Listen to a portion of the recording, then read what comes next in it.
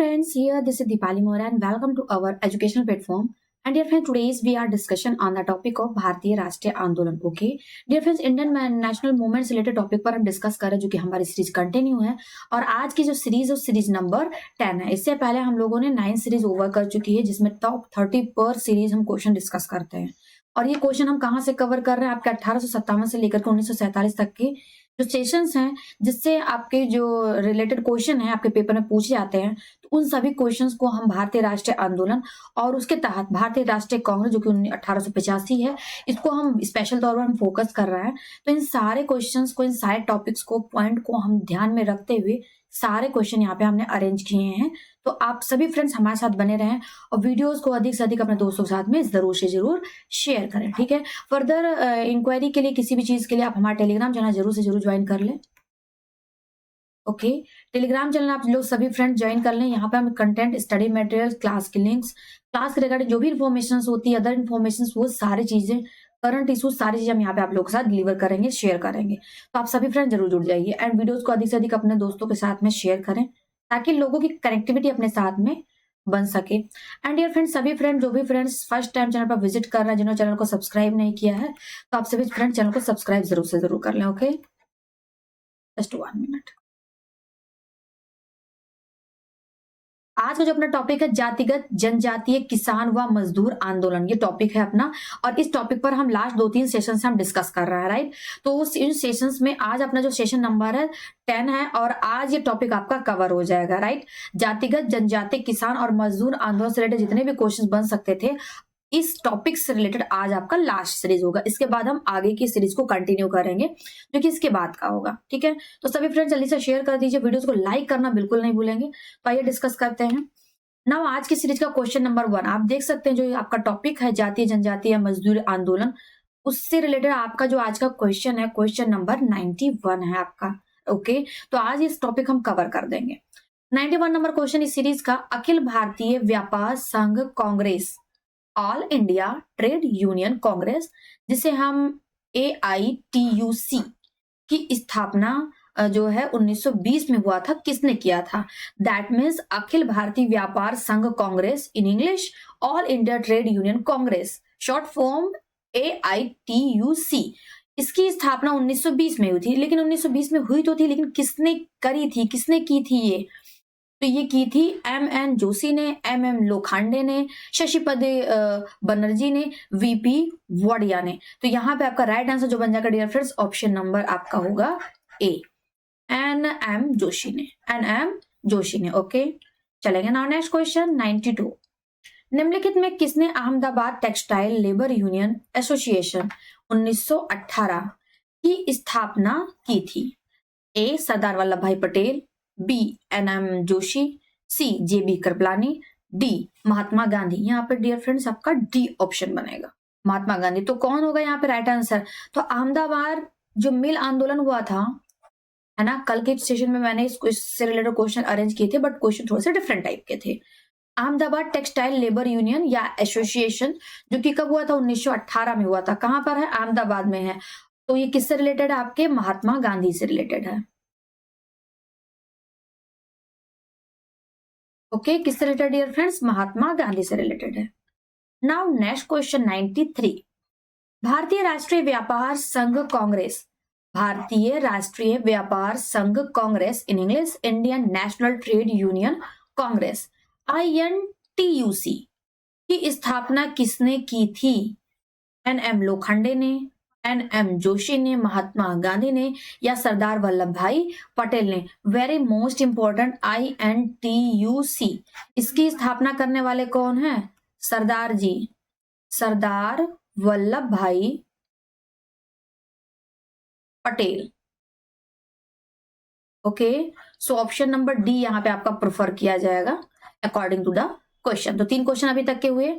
एक आपका ये क्वेश्चन, AITUC इसकी स्थापना 1920 में हुई थी, किसने की थी? NM जोशी से संबंधित है. दूसरा आपका जो अहमदाबाद टेक्सटाइल लेबर यूनियन है, महात्मा गांधी जी से संबंधित, 1918 में हुआ था. तीसरा आपका INTUC, ये आपका, इसकी स्थापना किसने की थी? सरदार वल्लभ भाई पटेल ने की थी. इसको हिंदी फॉर्म भी और इंग्लिश फॉर्म दोनों याद रखिएगा आप लोग. ठीक है, नेक्स्ट है 94 नंबर क्वेश्चन। 1908 में बाल गंगाधर तिलक को जेल की सजा दिए जाने पर कहां के मजदूरों ने भारत की पहली राजनीतिक हड़ताल की थी? चंबई की, ओके, ये चंबई नहीं, डिफरेंट बंबई है। बंबई की, दिल्ली की, कलकत्ता की, इनमें से कोई नहीं। तो 94 नंबर क्वेश्चन अगर देखेंगे तो 1908 में बाल गंगाधर तिलक को जेल भेजा गया था। तो जेल भेजने पर जो मजदूर संघ था, वो मजदूर संघ हड़ताल पर उतर आया था, और वो मजदूर संघ कहाँ के थे? बंबई के थे। कहाँ के थे डियर फ्रेंड्स? बंबई के थे। Now next questions. पहली बार किस कारखाना अधिनियम में बच्चों की सुरक्षा के उपाय के प्रावधान किए गए? ए, भारतीय कारखाना अधिनियम 1881, बी, भारतीय कारखाना अधिनियम 1891, सी, भारतीय कारखाना अधिनियम 1911, इनमें से कोई नहीं। तो यहाँ पे आपका करेक्ट आंसर क्या निकल के आ गया? पहली बार किस कारखाना अधिनियम में बच्चों की सुरक्षा के उपाय के प्रावधान किए गए? तो यहाँ पर आपका करेक्ट आंसर क्या आ जाएगा? भारतीय कारखाना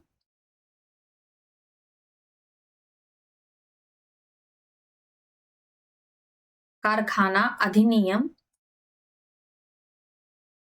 1881। ओके डियर फ्रेंड्स, यहाँ पे आपका करेक्ट आंसर क्या निकल के आएगा? Option number A. Now next, पहली बार किस कारखाना अधिनियम के तहत महिला मजदूरों की सुरक्षा सुनिश्चित किए गए? ए, भारतीय कारखाना अधिनियम 1881, बी, भारतीय कारखाना अधिनियम 1891, सी, भारतीय कारखाना अधिनियम 1911, एंड डी, भारतीय मजदूर संघ अधिनियम 1926 की बात करी जा रही है यहाँ पे। तो जो इससे पहले का क्वेश्चन था, यहाँ पे देखेंगे बच्चों की सुरक्षा के उपाय के प्रावधान है, जो कि कब किए गए थे? 81 में। तो बच्चों की सुरक्षा से इसमें था। अब यहाँ पे बात की जा रही है कि मजदूरों की सुरक्षा, सॉरी, महिला मजदूरों की सुरक्षा। तो महिला मजदूरों की सुरक्षा का प्रावधान किसमें किया गया था? इसमें महिला की सुरक्षा से संबंधित प्रावधान किए गए थे, राइट। दो आपके याद हो गए, कारखाना अधिनियम 1881 जो कि आपके भारतीय राष्ट्रीय कांग्रेस की स्थापना के पहले की बात है, राइट। तो उसमें बच्चों की सुरक्षा से संबंधित प्रावधान किए गए थे। लेकिन 1885 में जब कांग्रेस की स्थापना हुई, उसके बाद की बात है 1891 में। उस समय जब भारतीय राष्ट्रीय कारखाना अधिनियम जब आया 1891 का, उसमें महिलाओं के जो महिला मजदूर थी उनकी सुरक्षा से संबंधित प्रावधान सुनिश्चित किए गए थे। So option number B is correct now. 97, Bharat में ट्रेड यूनियन आंदोलन के जन्मदाता थे। ट्रेड यूनियन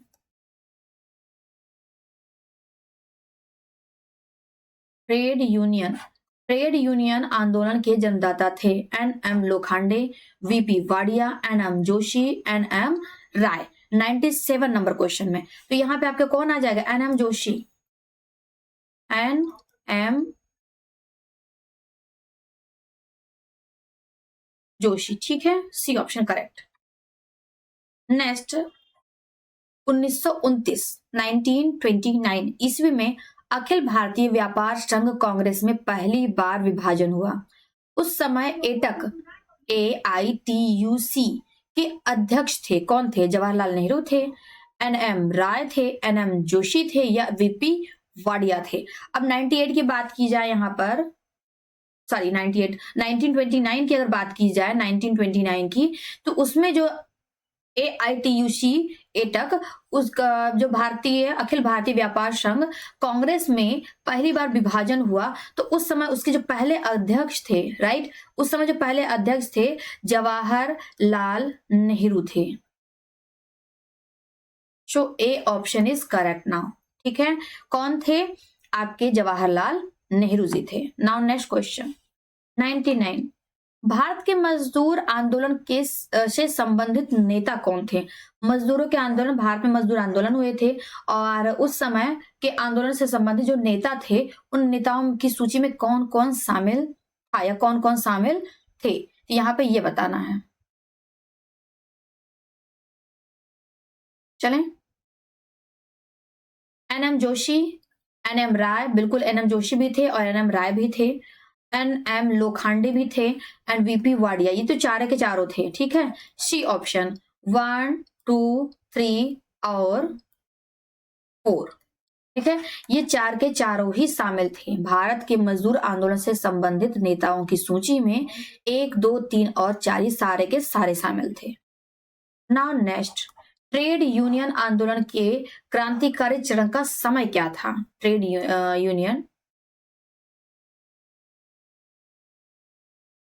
यूनियन जो मूवमेंट था, उसके क्रांतिकारी चरण का समय जो था, टाइम ऑफ पीरियड, वो कौन सा था? 1939 से 45, 1926 से 39, 1919 से 26, 1914 से 1918। तो 1914 से 18 में तो प्रथम विश्व युद्ध हुआ था। यहाँ पे बात की जा रही है 1926 से 39 तक की। ठीक है, थोड़ा लंबा टाइम ऑफ पीरियड चला हुआ था। 26 से 39, लगभग 13 साल तक का टाइम ऑफ पीरियड था। Right, now next, Birsa Munda का कार्य क्षेत्र कौन सा था? बिरसा मुंडा किस कार्य क्षेत्र से संबंधित थे?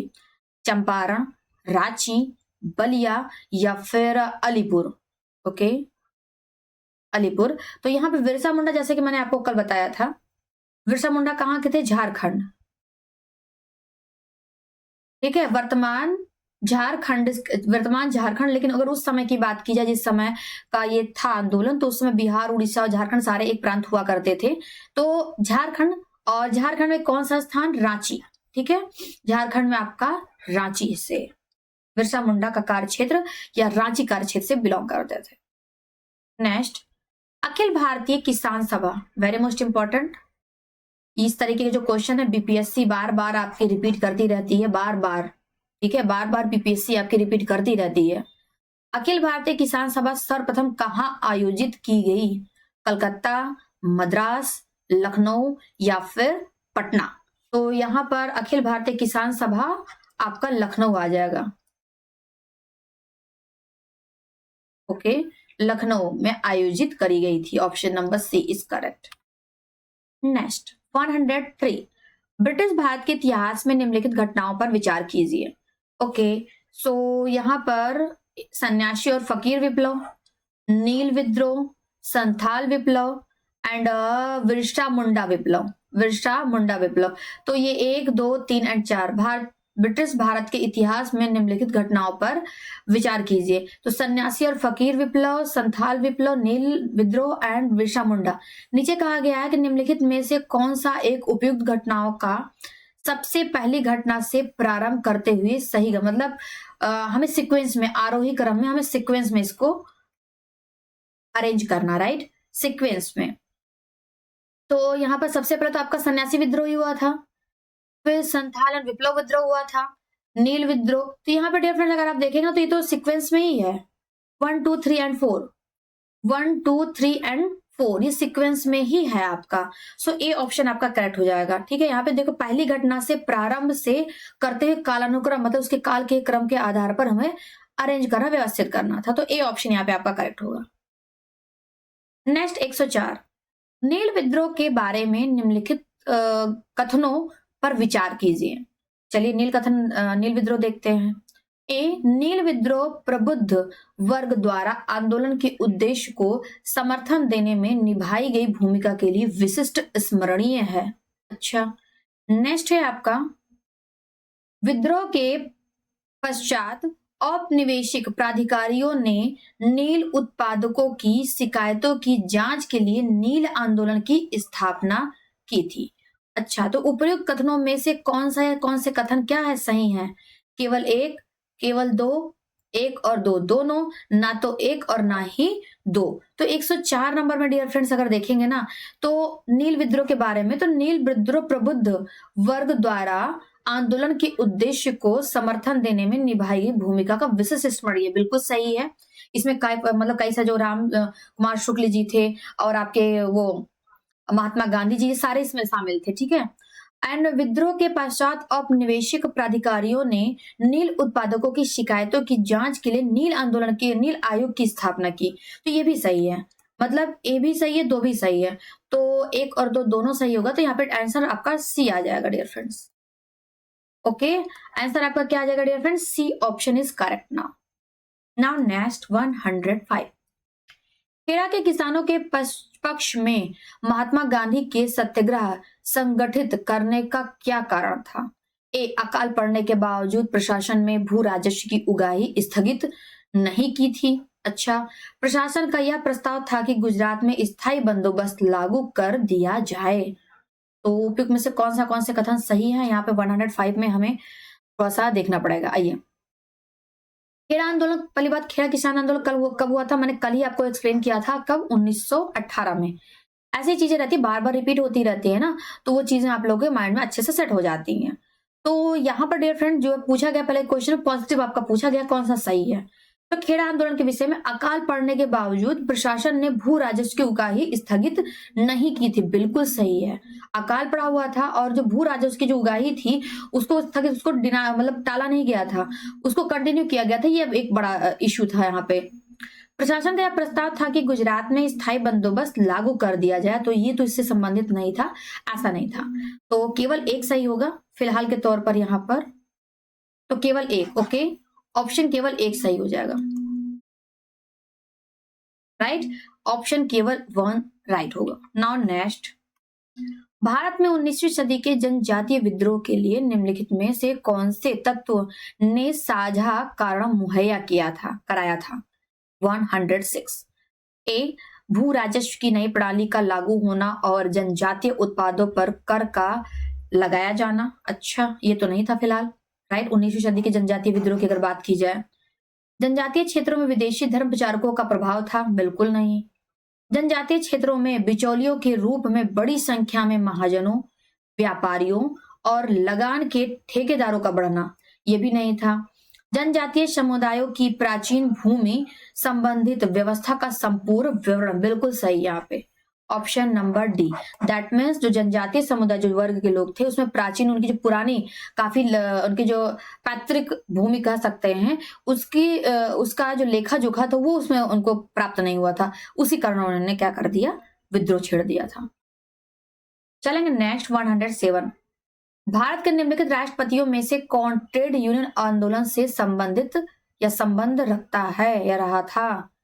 वीवी Giri, N Sanjiva Reddy, K R Narayan and Zakir Hussain. 107 number. तो वीवी गिरी कौन थे डियर फ्रेंड्स? यहाँ पे ए ऑप्शन आपका हो जाएगा वीवी गिरी। भारत के निम्नलिखित राष्ट्रपतियों में से कौन ट्रेड यूनियन आंदोलन से संबंधित रहा था? वीवी गिरी संबंधित थे।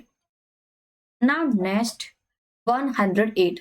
वल्लभ भाई पटेल को सरदार की उपाधि, वेरी मोस्ट इंपॉर्टेंट, मैंने कल का जो अपना लास्ट क्वेश्चन था वो मैंने आपको बहुत अच्छे से एक्सप्लेन किया था, और इसके बीच में भी क्वेश्चन आया था, मैंने आपको कल भी मल्टीपल टाइम इसको बताया था कि सरदार वल्लभ भाई पटेल को सरदार की उपाधि दी गई थी। कब दी गई थी, किसने दी थी? आइए पूरा क्वेश्चन देखते हैं। ये उपाधि उनकी कुशल संगठन क्षमता के कारण किस आंदोलन के दौरान दी गई थी? तो डियर फ्रेंड्स, खेड़ा आंदोलन तो 1918 में हुआ था, बारदोली 1928 में हुआ था, ठीक है, नमक सत्याग्रह 1930। ये तो यहाँ पर बारदोली, मैंने आपको बताया था कि बारदोली की जो महिलाएं थी, ओके, बारदोली की महिलाओं के द्वारा आंदोलन में इनके कुशल नेतृत्व की वजह से इनको दी, वहां की महिलाओं ने इन्हें सरदार की उपाधि से विभूषित किया। वल्लभ भाई पटेल को सरदार वल्लभ भाई पटेल कह करके संबोधित करने लगे। कल भी मैंने बताया था, बहुत बारी पेपर में आया हुआ है, इंपॉर्टेंट क्वेश्चन है, ठीक है। नेक्स्ट 109 चलेंगे। 109 नंबर क्वेश्चन।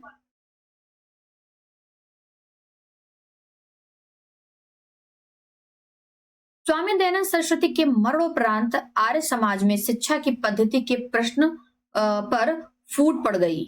पश्चात शिक्षा पद्धति के समर्थक लाला हंसराज एवं लाला लाजपत राय थे। दूसरा दल वैदिक शिक्षा पद्धति का समर्थक था। इस दूसरे दल के नेता कौन थे? तो स्टेटमेंट को फिर से एक बार रीड करेंगे, ठीक है। स्वामी दयानंद सरस्वती के मरणोपरांत आर्य समाज में शिक्षा की पद्धति के जो प्रश्न थी उस पर फूट पड़ी, राइट। और जो पश्चात शिक्षा जो पद्धति थी उसके समर्थक लाला हंसराज एंड लाला लाजपत राय थे। तो दूसरा दल वैदिक शिक्षा पद्धति का समर्थक था। तो दूसरे दल के नेता कौन थे?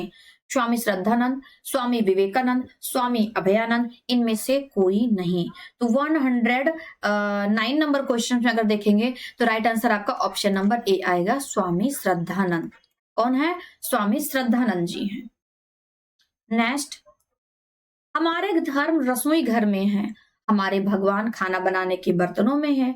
आज हिंदू धर्म मतलब छुआवाद मतलब छुआछूत बन गया है। यह किसने कहा था? मतलब हमारा जो धर्म है वो रसोई है, रसोई घर है, और हमारे भगवान खाना बनाने के बर्तनों में है। तो आज जो हमारा हिंदू युवा वर्ग है वो छुआछूत से काफी ज्यादा प्रभावित है। इस प्रकार के कथनों के विरोध में इस प्रकार का कथन किसने कहा था? रामकृष्ण परमहंस ने, स्वामी विवेकानंद ने, स्वामी दयानंद ने, या फिर श्रद्धानंद जी ने। तो यहाँ पे आपका करेक्ट आंसर हो जाएगा Swami Vivekananda, right?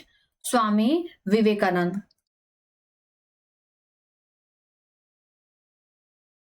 Correct answer आपका ऑप्शन नंबर बी बन जाएगा। आधुनिक भारत का प्रथम राष्ट्रवादी कवि किसे कहा जाता है? आधुनिक भारत का प्रथम राष्ट्रवादी कवि किसे माना जाता है? Derozio, Bharatendu Harishchandra, Maithili Sharan Gupt, Michael Madhusudan Dutt. तो यहाँ पर आपका आ जाएगा हेनरी डेरोजियो का नाम सुना होगा, हेनरी डेरोजियो।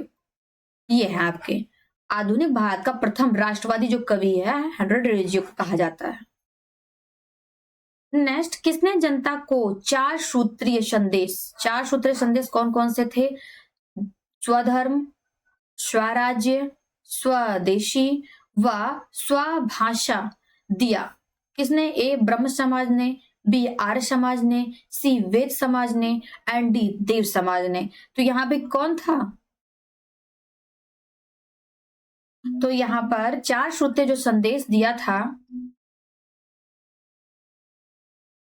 चार सूत्री संदेश देने वाले कौन थे? आर्य समाजी व्यक्ति थे।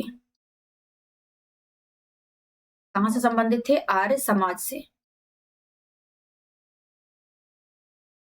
नेक्स्ट, किसने विवेकानंद को आधुनिक राष्ट्रीय आंदोलन का आध्यात्मिक पिता की संज्ञा दी? सुभाष चंद्र बोस ने, रविंद्रनाथ टैगोर ने, महात्मा गांधी ने, अरविंदो घोष ने। किसने दी थी? किसने विवेकानंद को आधुनिक राष्ट्रीय आंदोलन की आध्यात्मिक पिता की संज्ञा दी थी? तो यहाँ पर आपके सुभाष चंद्र कौन बोस जी थे। ए ऑप्शन, इन्होंने विवेकानंद को आधुनिक राष्ट्रीय आंदोलन का आध्यात्मिक पिता कहा था। इंपॉर्टेंट है ये क्वेश्चन, बीपीएससी में या बीपीएससी के लिए इंपॉर्टेंट, बीपीएससी में आया भी हुआ है। नेक्स्ट, विधवा पुनर्विवाह आंदोलन में शामिल थे, विधवा पुनर्विवाह आंदोलन में शामिल थे Ishwar Chandra Vidyasagar, B M Malabari, D के कर्वे, वीरेसिलिंगम कुंतलू। तो मोस्टली अगर देखा जाए विद्यासागर भी तो शामिल थे, है ना? मालाबारी भी शामिल थे, कर्वे भी थे, मतलब सारे के सारे थे। 1 2 3 एंड 4 सारे, that means D option is correct. Okay, विधवा पुनर्विवाह जो आंदोलन था उसकी अगुवाई तो ईश्वरचंद विद्यासागर ने की थी, लेकिन उसके समर्थकों में इस आंदोलन में जो साथ दिया था ये सारे के सारे थे ना। नेक्स्ट, वर्ष 1863 ईस्वी में कलकत्ता में मोहम्मडन एसोसिएशन की स्थापना किसने की थी? अब्दुल लतीफ, सैयद अमीर अली, सैयद अहमद खां, इनमें से कोई नहीं। तो यहाँ पर अगर देखा जाए 1863 में कब हुआ था? 1863 में कब हुआ था? कोलकाता में क्या हुआ था? मोहम्मडन एसोसिएशन की स्थापना करी गई थी, और इसके जो समर्थक थे, इसकी जो स्थापना करता थे वो लतीफ थे। कौन? लतीफ, अब्दुल लतीफ, अब्दुल लतीफ थे। A option that means right now. Next, Aligarh आंदोलन का स्वरूप कैसा था? अलीगढ़ आंदोलन का स्वरूप कैसा था? ब्रिटिश विरोधी था? ऐसा क्या था? ब्रिटिश विरोधी तो नहीं था, ब्रिटिश समर्थक था। बिल्कुल, ब्रिटिश समर्थक होने की वजह से तो इसको मान्यता नहीं दी गई। कांग्रेस विरोधी था? बिल्कुल, इसलिए कांग्रेस इसमें शामिल नहीं थे। कांग्रेस विरोधी था, कांग्रेस समर्थक तो नहीं था। जब समर्थक विरोधी होगा तो समर्थक को दोनों में से एक ही होगा। हिंदू विरोधी था? बिल्कुल ऑब्वियस सी बात है, समर्थक बिल्कुल नहीं था। तो 2 3 5 2 3 5 है, हाँ यस, सी ऑप्शन हमारा करेक्ट हो जाएगा। तो अलीगढ़ जो आंदोलन था वो कांग्रेस विरोधी था, ब्रिटिश समर्थक था और इसमें हिंदू विरोधी था, मतलब हिंदू और कांग्रेस विरोधी था और ब्रिटिश समर्थक था। इस वजह से अलीगढ़ का आंदोलन का स्वरूप अलीगढ़ का आंदोलन जो था वो उसको कांग्रेसों का या भारतीयों का समर्थन प्राप्त नहीं हुआ। सारी चीजें अपोजिट अपोजिट ये लोग कर रहे थे। शिकागो विश्व धर्म पार्लियामेंट जिसमें विवेकानंद ने भाग लिया था का आयोजन कब किया गया था? सितंबर 1890, सितंबर 1891, सितंबर 1892, सितंबर 1893। तो अगर ये बात की जाए तो सितंबर की है। शिकागो में जो धर्म सम्मेलन हुआ था पार्लियामेंट में, उसमें स्वामी विवेकानंद जी ने भाग लिया था और सितंबर 1893 में हुआ था। 1893, D option. Okay, D option is correct now. Chicago विश्व धर्म पार्लियामेंट जिसमें विवेकानंद ने भाग लिया था का आयोजन सितंबर 1893 ईस्वी में हुआ था। Next question, important question, PCS में ये आया, यूपी पीसीएस में ये क्वेश्चन आया हुआ है। विवेकानंद के बारे में निम्नलिखित नीचे दिए गए कथनों में कौन सा कथन सही है? राइट, विवेकानंद जी के बारे में जो कथन सही होगा, जो स्टेटमेंट, हमें यहाँ पर उस स्टेटमेंट को सही लगाना है। उन्होंने वेदों को अमोघ माना, बिल्कुल वेदों को उन्होंने अमोघ माना था। उनका विश्वास था कि वेदांत पूर्ण रूप से संगत है, बिल्कुल उन्होंने माना था। एंड इन्होंने कहा कि उन्होंने जाति व्यवस्था की निंदा की थी, बिल्कुल स्वामी विवेकानंद जी ने जाति व्यवस्था की निंदा करते हुए बताया था। चौथा है, उन्होंने अपने देशवासियों की इस बात के लिए आलोचना की कि उन्होंने बाहरी विश्व से संपर्क तोड़ दिया। बिल्कुल नहीं, ऐसे स्टेटमेंट इन्होंने दिए, जबकि ये खुद तो ये गए हुए थे ना शिकागो में धर्म सम्मेलन में शामिल होने के लिए, तो विदेशी से एक ऐसे नहीं, उन्होंने ऐसे स्टेटमेंट अपने देशवासियों के विषय में नहीं दिया हुआ था। तो 1, 2 एंड 3, 1, 2 एंड 3, सी ऑप्शन आपका करेक्ट हो जाएगा। Okay, now next question 119। भारतीय पुनर्जागरण आंदोलन के पिता कौन थे? भारतीय पुनर्जागरण आंदोलन के पिता गंगाधर जी नहीं थे, दयाराम सरस्वती बिल्कुल नहीं, श्रद्धानंद नहीं, राजा राम मोहन राय। राजा राम मोहन राय। ओके, कौन थे राजा राम मोहन राय? नेक्स्ट, निम्नलिखित संगठनों में से किसने शुद्धि आंदोलन का समर्थन किया था? शुद्धि आंदोलन, आर्य समाज वाले ने, ब्रह्म समाज ने, देव समाज ने, या फिर प्रार्थना समाज ने? तो शुद्धि आंदोलन जो था ना, उसके समर्थक कौन थे? समर्थनकर्ताओं में आर्य समाजी थे, आर्य समाजी व्यक्ति शामिल थे। 19वीं सदी की महानतम पारसी समाज व्यवस्था के समाज सुधारक कौन थे? सर जमशेद जी, सर रुस्तम बहराम जी, नवल जी टाटा, बहराम जी एम मालाबारी। तो यहाँ पर अगर देखेंगे 19वीं सदी में जो पारसी समाज जो सुधारक थे उसमें बहराम जी एम मालाबारी थे। दैट मीन्स ऑप्शन नंबर यहाँ पे आपका क्या होगा? डी ऑप्शन आपका करेक्ट हो जाएगा। मतलब 19वीं सदी की महानतम पारसी समाज व्यवस्था के जो सुधारकों में उसके समर्थक कौन थे? बहराम जी एम मालाबारी थे। ठीक है, डी ऑप्शन करेक्ट हो जाएगा। नाउ नेक्स्ट क्वेश्चन, निम्नलिखित कॉलेजों में सर्वप्रथम किसकी स्थापना हुई थी? निम्नलिखित कॉलेजों में सर्वप्रथम किसकी स्थापना हुई थी? Hindu college Calcutta, Delhi college and Mayo college Ajmer, Muslim Anglo oriental college. Okay, तो यहाँ पर अगर कॉलेजों की व्यवस्था देखें तो जो दिल्ली कॉलेज था, दिल्ली कॉलेज, इसकी स्थापना सबसे पहले हुई थी, सर्वप्रथम यहाँ पे पूछा गया है और दिए गए ऑप्शन में पूछा। So according to the question हम ऑप्शन को फाइंड आउट करेंगे, राइट? जो क्वेश्चन दिया रहेगा उसके आधार पर जो ऑप्शन दिए रहेंगे हम उस हिसाब से आंसर को लगाएंगे। नेक्स्ट क्वेश्चन इंपॉर्टेंट क्वेश्चन है, ये आपका यूपी पीसीएस में ये भी आया हुआ है 2012 में। ठीक है, शारदा अधिनियम 1929 कब? 1929 के अंतर्गत लड़कियों एवं लड़कों के विवाह की न्यूनतम आयु कितनी थी? मैंने आपको बोला ना ये यूपी पीसीएस में आया हुआ है 12 में, तो इंपॉर्टेंट है 12, 16, 14, 18, 16, 22 एंड 15, 21। तो जो अगर बात की जाए शारदा एक्ट की, शारदा एक्ट, शारदा अधिनियम को शारदा एक्ट के नाम से भी आपने पढ़ा होगा, 1929। इसमें गर्ल्स और जो बॉयज, लड़के और लड़कियों की जो आयु थी, लड़कियों की आयु 14 रखी गई थी, लड़कियों की एंड बॉयज की जो रखी गई थी वो कितनी रखी गई थी, 18 रखी गई थी। So D option, sorry B option आपका यहाँ पे करेक्ट है। शारदा एक्ट सन किस सन में हुआ था ये भी ध्यान में रखिएगा, बहुत बार पूछा गया है। किस प्रकरण से, किस क्रम से संबंधित है, तो लड़के लड़कियों के विवाह की आयु से संबंधित है। ठीक है, तो ये आपका ऑप्शन करेक्ट हो जाएगा। नेक्स्ट, किसे भारत का प्रथम आधुनिक व्यक्ति माना जाता है? नाना साहेब को, ए.ओ. ह्यूम को, राजा राम मोहन राय को, स्वामी विवेकानंद को। ओके, कौन हो जाएगा यहाँ पे करेक्ट आंसर? भारत का प्रथम आधुनिक व्यक्ति राजा राम मोहन राय।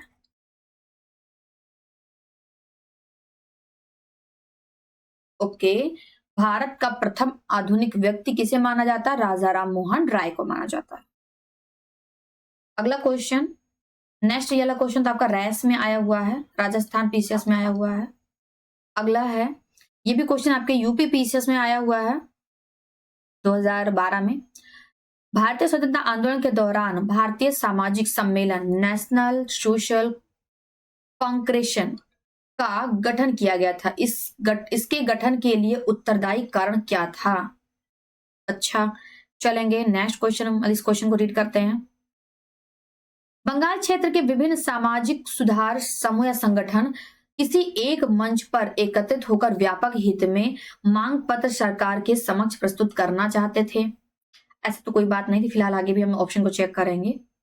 भारतीय राष्ट्रीय कांग्रेस अपने कार्यक्रम में सामाजिक सुधारकों को नहीं रखना चाहती थी, इसलिए प्रस्तुत उद्देश्य के लिए उसने अलग से संगठन बनाने का सुझाव दिया था। तो हाँ, ये कुछ हद तक तो सही है, लेकिन आगे भी हम पढ़ेंगे अभी। बहराम जी मालाबारी और एमजी रनाडे ने यह निश्चय किया कि देश के समस्त सामाजिक सुधार समूहों को एक संगठन के अंतर्गत लाया जाए एंड उपयुक्त संदर्भ में विकल्प ए, बी और सी यहाँ पे होगा में दिए गए वक्तव्य में कोई भी कथन सही नहीं यहाँ पे है। तो लेकिन यहाँ पे डियर फ्रेंड्स अगर देखा जाए ना कि भारतीय राष्ट्रीय आंदोलन के दौरान भारत राष्ट्रीय सामाजिक सम्मेलन नेशनल सोशल कांग्रेस का गठन किया गया था, इसके गठन के लिए उत्तरदायी कारण जो था, उन कारणों में बी ऑप्शन आपका सही है। ओके, बी ऑप्शन आपका, भारतीय राष्ट्रीय कांग्रेस अपने कार्यक्रम में सामाजिक सुधारों को नहीं रखना चाहती थी, इसलिए प्रस्तुत उद्देश्य के लिए उसने अलग से संगठन बनाने का सुझाव दिया था। तो according to the question right answer हम ऑप्शन नंबर बी हो जाएगा। स्टेटमेंट को पूरा फुल्ली अच्छे से पढ़ लीजिएगा। नेक्स्ट, ब्रह्म समाज के बारे में निम्नलिखित में से कौन सा कथन सही है? ब्रह्म समाज के बारे में, ब्रह्म समाज के बारे में, इसने मूर्ति पूजा का विरोध किया था ब्रह्म समाज ने। ठीक है, यस बिल्कुल सही है। धार्मिक ग्रंथों की व्याख्या के लिए इसने पुरोहित वर्ग को अस्वीकारा था, इसने पुरोहित वर्ग को अस्वीकारा था, बिल्कुल सही है। इसने इस सिद्धांत का प्रचार किया कि वे त्रुटिहीन नहीं, ये तो गलत है। तो ऑप्शन अगर सही देखा जाए तो सही के यहाँ पे हम 1 और 2 को लेंगे। किसको डियर फ्रेंड्स? 1 और 2 को लेंगे। चलिए आज की सीरीज का लास्ट क्वेश्चन, इनमें किस प्रख्यात समाज सुधारक ने ज्ञान योग, ओके, कर्म योग और राजयोग है डियर फ्रेंड्स, राजयोग नामक पुस्तकें लिखी थी? इंपॉर्टेंट क्वेश्चन, यूपीपीसीएस 2013 में ये क्वेश्चन आया हुआ है। ठीक है, तो स्वामी विवेकानंद जी थे या रनाडे, राजा राम मोहन राय, रामकृष्ण परमहंस। तो हालांकि इसके राजयोग, ज्ञान योग, कर्म योग, ये 3 किताबें प्रख्यात 3 किताबें थी और इन किताबों के जो रचयिता थे स्वामी विवेकानंद जी थे। राइट, कौन था? स्वामी विवेकानंद जी थे। ओके, तो ये था हमारा आज तक का सेशन कैसा लगा हम लोग हमें कमेंट करके जरूर बताइएगा। ओके, क्लासेस को शेयर कर देंगे हम टेलीग्राम चैनल पे, तो टेलीग्राम चैनल का लिंक आप लोगों को डिस्क्रिप्शन में हम प्रोवाइड करा देंगे, आप लोग वहां से जरूर ज्वाइन कर लीजिएगा। और जो भी नए फ्रेंड्स हैं वो सभी नए फ्रेंड चैनल को सब्सक्राइब करना, लाइक करना एंड शेयर करना बिल्कुल नहीं भूलेंगे। अपने दोस्तों को अधिक से अधिक दोस्तों के साथ में शेयर करेंगे ताकि अपने क्लासेस की कनेक्टिविटी अधिक से अधिक लोगों के साथ में बढ़ सके, right? So dear friends, Indian polity से रिलेटेड भी काफी कुछ टॉपिक्स हमने कवर किए हैं, लगभग 5 क्लासेस हो चुकी हैं। अगली क्लासेस आपकी संघ मतलब जो राष्ट्रपति से संबंधित जितने भी आपके आर्टिकल हैं, हम उनसे संबंधित आर्टिकल को आपके लिए क्रिएट करेंगे, तो आप लोग जरूर ज्वाइन कर लीजिएगा, ठीक है? ओके, सो चलते हैं, मिलते हैं अगले सेशन में। आप लोग अपना ख्याल रखिएगा और सेशन को शेयर करना और चैनल को कोऑपरेट करना बिल्कुल नहीं भूलेंगे। और टेलीग्राम चैनल पर मैं इसका लिंक आपको इसका पीडीएफ प्रोवाइड करा दूंगी, आप लोग ज्वाइन कर लीजिएगा। थैंक यू सो मच, मिलते हैं नेक्स्ट सेशन में। Have a nice day.